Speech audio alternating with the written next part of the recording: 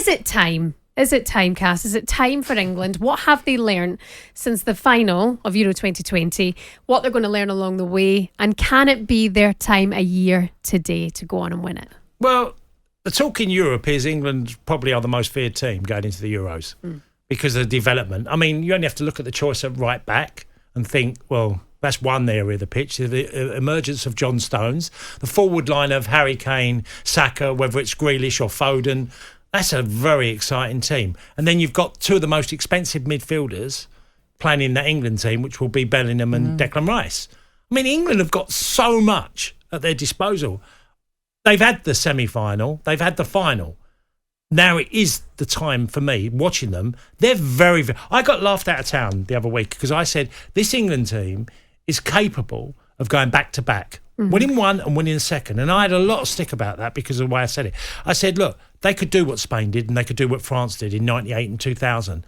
Because I remember watching France, and I went to a lot of the games, and when they won the World Cup, I said, that team can win another tournament straight off the bat again because they're that good. But I can see what you're saying, because as soon as you win one tournament, you've kind of got over that mental hurdle, that kind of pressure that we talk about that... these players have not won a major tournament. So once you've won one, it kind of gives you more confidence, doesn't it, to head into another tournament? But look at this team. Yeah. You know, and a lot of the questions will come under Gareth because you're now looking at a team, like I said, there's certain individuals I've mentioned, that is an unbelievably good side. And please don't tell me you can't see a better Saka. Saka's been a tremendous player for Arsenal this year, and he's improved with England. He's improving. And you look at what's around him in the midfield, and then, like I said, in other areas of the pitch. England have got so much to be...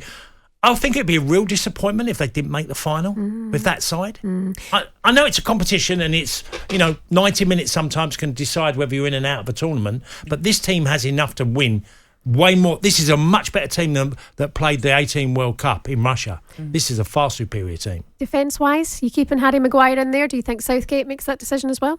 I don't think Harry will be in the team next summer. No, I think there'll be emergence of maybe a surprise along the way. But I do think that's an area that if Harry's not playing, look, he's not going to play at Man United. He's fifth choice at Man United. Could you see Levi Colwill?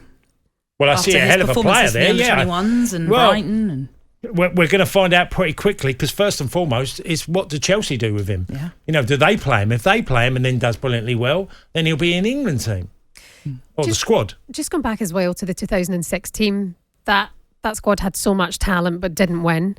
Do you not think this could be a replica of that, or have they got the right manager? That was different, Shebahn, because it's quite well documented that team didn't get on. Yeah, that they didn't get on as a collective. There was.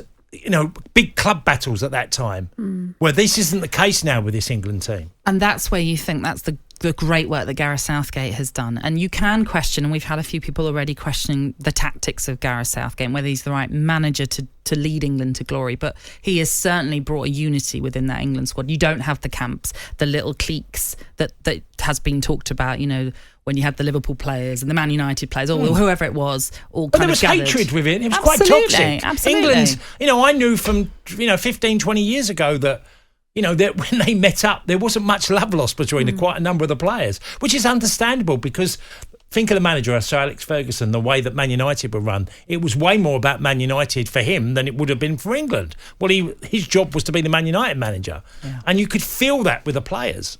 Okay, well...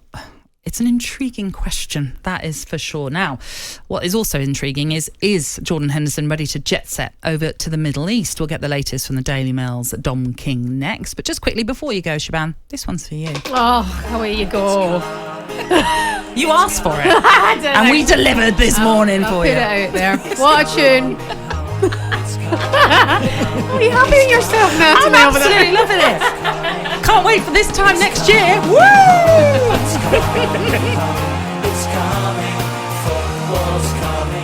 talkSPORT Breakfast, waking you up Monday to Friday morning from 6 a.m. on AM, on DAB, via the talkSPORT app and on your smart speaker. talkSPORT.